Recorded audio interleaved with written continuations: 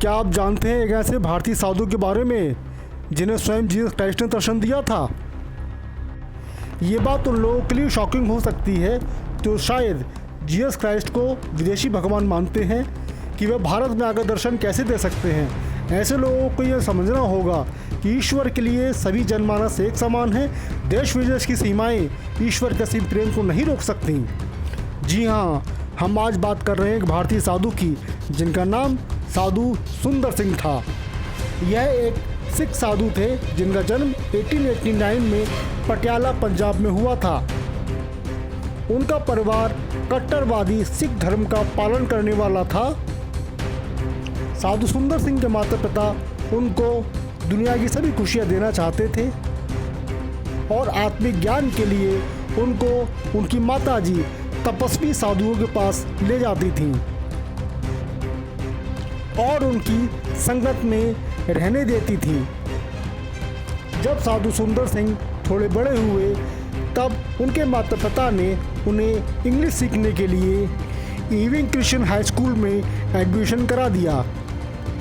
वहाँ उनका सामना पहली बार क्रिश्चियन धर्म की परंपराओं से हुआ, क्योंकि उस स्कूल में प्रतिदिन बाइबल के न्यू टेस्टामेंट से संबंधित एक अध्याय का पाठ कराया जाता था।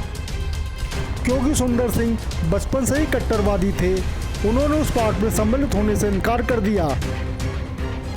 कुछ समय के पश्चात जब सुंदर सिंह मात्र 14 वर्ष के थे, उनकी माता की मृत्यु हो गई। इस घटना ने उन्हें पूरी तरह से भीतर तक तोड़ कर रख दिया। वे बहुत निराश थे। उनका प्रत्येक ईश्वर से विश्वास उठ गया था। अब उनका जीवन एक हिंसात्मक रूप में परिवर्तित होने लगा था। उन्होंने क्रिश्चियन स्कूल छोड़ दिया और ईसाई उपदेशकों व पादरियों को सताने लगे। उनके घर या बस्ती से जो भी ईसाई उपदेशक गुजरते थे वे उन पर पत्थर मारा करते थे और उन्होंने बाइबल के पन्नों को फाड़ दिया व उनमें आग लगा दी। उन्हें यह सब करके बहुत दुख भी होता था और इसीलिए धीमे धीमे करके वे डिप्रेशन में चले गए। सन 1903 में उनके हृदय में एक विचार आया कि वे स्वयं का जीवन समाप्त कर देंगे। वह 17 दिसंबर सर्दियों की रात थी। उनके घर से करीब 3 किलोमीटर दूर एक रेलवे लाइन गुजरती थी। उनके मन में प्रबल कामना थी कि वह दूसरे दिन सुबह 5 बजे जो पहली ट्रेन जाती है उसके सामने कूदकर स्वयं का जीवन समाप्त कर देंगे। वह पूरी रात बेचैन रहे और प्रार्थना करते रहे, यदि कोई ईश्वर है तो उन्हें दर्शन दे, नहीं तो कल वे मृत्यु को ग्रहण कर लेंगे। वह पूरी रात रोते रोते प्रार्थना करते रहे। धीरे धीरे समय गुजरता गया। वह घड़ी भी आ गई कि जब उन्हें मृत्यु को प्राप्त करना था। पूरा शहर अंधकार में था, बिल्कुल अंधकार में। वे बड़े मायूस होकर उठे और अपनी पगड़ी बांधने लगे, पर अचानक उनको अपनी खिड़की से बाहर बहुत तेज रोशनी का एहसास हुआ। वे भौचक्के रह गए, उनकी कुछ समझ में नहीं आया।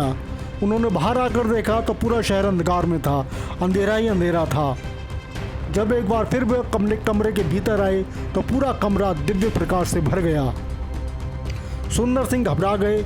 उन्होंने हिम्मत करके देखा तो उस दिव्य प्रकाश में एक मानवीय आकृति साफ झलक रही थी, जिसके हाथों में 6 सांप दिख रहे थे। और उस दिव्य प्रकाश से ये आवाज़ आई, तुम कब तक मुझको नकारोगे? मैं तुम्हारे लिए मर गया और मैंने तुम्हारे लिए अपना जीवन दिया। यह कहकर दिव्य प्रकाश अदृश्य हो गया।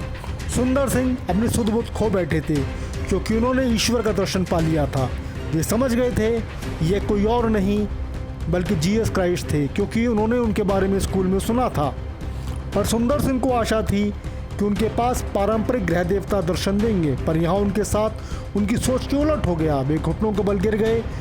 उन्होंने अपना जीवन बचाने के लिए जीसस क्राइस्ट का धन्यवाद किया।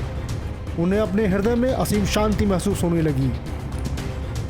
तभी उन्होंने प्रण लिया कि जितना उन्होंने ईसाई प्रचारकों, उपदेशकों, पुरोहितों को सताया है, वे अब उतना ही कार्य स्वयं को बदलने में व ईसा के प्रचार में लगा देंगे। तब साधु सुंदर सिंह ने इस दिव्य दर्शन की सूचना अपने पिता शेर सिंह को दी। उनके पिता ने इस घटना को मात्र एक सपना जानकर बहुत हल्के में ले लिया, पर साधु सुंदर सिंह तो अपना जीवन प्रभु ईसा को दे चुके थे। तब वे आसपास के क्षेत्रों में जा जाकर प्रभु ईसा का प्रचार करते थे उनके बारे में बताते थे।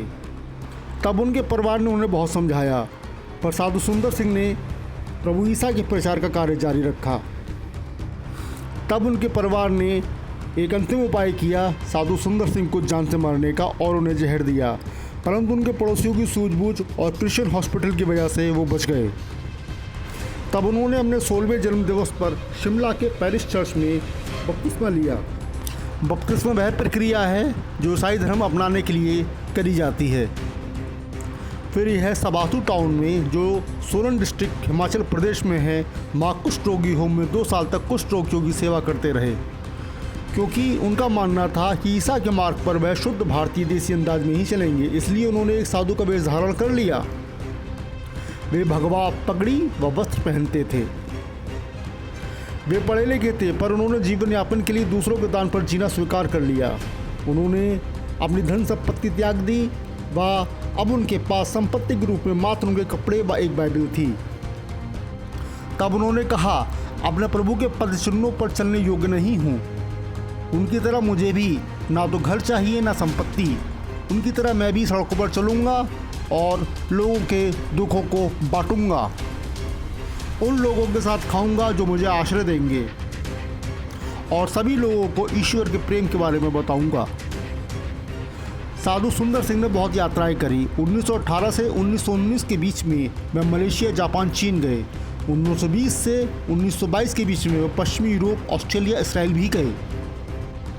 साधु सुंदर सिंह बहुत विनम्र थे, भलाई से बुराई का बदला देते थे। उनके दुश्मन भी स्वयं पर शर्मिंदा हो जाते थे। यहाँ तक कि उनके कट्टरवादी पिता ने भी बाद में ईसा मसीह को अपना लिया। वह साधु सुंदर सिंह के कार्य को समर्थन दिया। साधु सुंदर सिंह किसी भी चर्च के साथ बढ़कर कार्य नहीं कर सकते थे। वह स्वतंत्र थे, सार्वजनिक पूजा को महत्व नहीं देते थे। उनके अनुसार एकांत में प्रार्थना करना ज़्यादा उचित होता है। साधु सुंदर सिंह ने बहुत प्रचार किया। उन्हें इस कार्य में बहुत उत्पीड़नों, कठिनाइयों का सामना करना पड़ा। श्रीमती पार्कर की पुस्तक कॉल्ड ऑफ गॉड के अनुसार वे तिब्बत में मानसरोवर झील के पूर्व में रजार नामक क्षेत्र में प्रभु ईसा का प्रचार कर रहे थे। तब उन्हें गिरफ्तार करके बौद्ध धर्म प्रमुख लामा के सामने प्रस्तुत किया गया।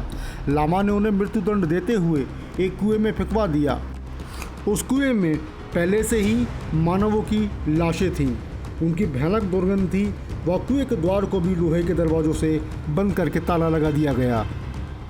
कुएं में गिरने के कारण साधु सुंदर सिंह के हाथ में भी काफ़ी चोट लगी थी, और उन्होंने वहाँ पर प्रभु यीशु से प्रार्थना करी। 3 दिन तक कोई जवाब नहीं आया।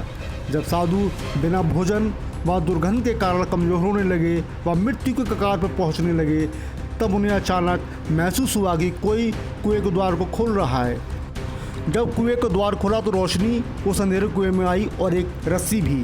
साधु ने रस्सी को जोर से पकड़ लिया व उन्हें पूरी तरह से कुएं से बाहर निकाल लिया गया। जब उन्होंने आंखें खोली और हवा में लंबी सांस ली तो उन्होंने देखा वहाँ दूर दूर तक कोई भी नहीं था। उनके हाथ का दर्द भी ठीक हो गया था और हाथ के घाव भी ठीक हो चुके थे। तब वे समझ गए कि यह ईश्वरीय सहायता थी। उन्होंने फिर प्रचार किया। वहाँ के लोग हैरान हो गए कि जिसको मृत्युदंड दिया गया था वह फिर से वापस आ गया। तब उन्होंने पुनः गिरफ्तार करके लामा के सामने प्रस्तुत किया। लामा को विश्वास था कि यह साधु को किसी व्यक्ति ने चाबी चुरा कर बचाया है। जब उन्होंने चाबी को खोजा तो वह अपने स्थान पर ही रखी मिली। तब लामा भय से कांप गए और उन्होंने सोचा कि साधु का भगवान बहुत ही शक्तिशाली है, वह हमें नष्ट ना कर दे। तब उन्होंने साधु से कहा, यहाँ से चले जाओ। इसके अलावा कभी उन्हें पत्थर मारे जाते व उन्हें अलग अलग तरीक़ों से यात्राएं दी जाती थी, जैसे याक की खाल में सिलवाना, जोग व बिच्छू से भरे कपड़ों से गला घोटा गया कि वह डंक और खून चूसने से मर जाएं। जंगल में पेड़ से बांध दिया गया जिससे रात्रि में जंगल के मांसाहारी पशु उनको अपना आहार बना लें। यह सब साधु ने अपनी लिखी हुई पुस्तकों में बताया है। साधु सुंदर सिंह की इन्हीं यात्राओं के दौरान उनके साथ कुछ आश्चर्यकरम घटनाएं भी हो जाती थी। एक बार वो जंगल में सो रहे थे। जब उनकी अचानक आँख खुली तो उन्होंने देखा कि एक जंगली हिंसक पशु भी उनके साथ था। कोबरा नाग एक बार उनके कंबल में आ गया था। वे नंगे पैर चलते थे, उनके पैरों से खून निकलता था, तो लोग उन्हें लहूलुहान पैरों वाला प्रेरित कहते थे। एक बार वह जंगल में रात को यात्रा कर रहे थे कि उन्हें डाकुओं ने पकड़ लिया और उनसे पूछा कि तुम कौन हो। तब उन्होंने कहा कि वह मसीह साधु हैं।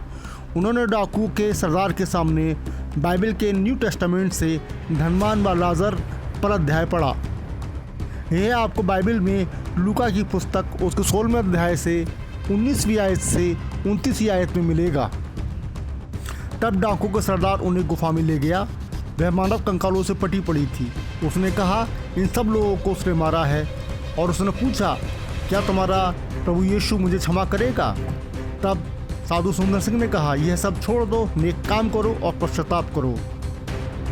1920 और 1923 के दशक में साधु के स्वास्थ्य में गिरावटें आने लगी।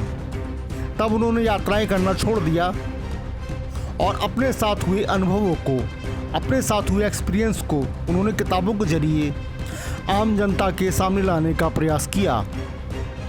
1929 में एक बार वह फिर तिब्बत की यात्रा पर गए, पर इस बार वापस नहीं लौटे। वह रहस्यमय रूप से गायब हो गए। ना तो उनकी बॉडी मिली, ना उनका कोई निशान।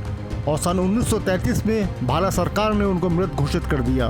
उनके दोस्तों ने बताया कि वह कैलाश मानसरोवर झील के पूर्व में रजार नामक शहर जाना चाहते थे, जहां उन्हें कई वर्ष पूर्व मौत के कुएं में फेंक दिया गया था, क्योंकि उन्होंने सुना था कि उनके प्रचार करने से वहाँ कुछ लोग ईसाई हो गए हैं। साधु की मृत्यु आज भी रहस्य है।